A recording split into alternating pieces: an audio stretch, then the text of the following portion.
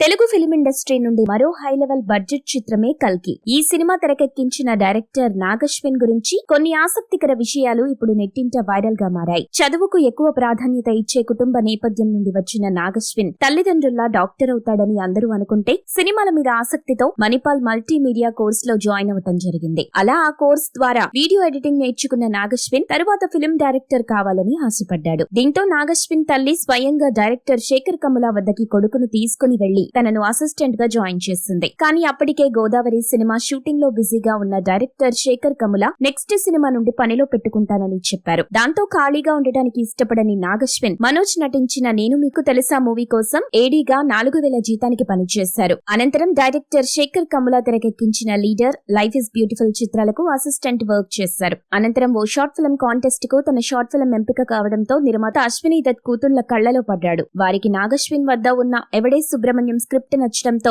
ఆ సినిమాను అశ్విని దత్ కూతుళ్లే స్వయంగా నిర్మించారు. ఇక ఈ సినిమా షూటింగ్ క్రమంలోనే అశ్విని దత్ రెండవ కూతురు ప్రియాంక దత్ తో నాగశ్విన్ ఆ స్నేహం ప్రేమగా మారడంతో 2015లో ఆమెను వివాహం చేసుకోవటం జరిగింది. తరువాత తన భార్య బ్యానర్ లోనే మహానటి ఇప్పుడు కల్కి చిత్రాన్ని తెరకెక్కించడం జరిగింది.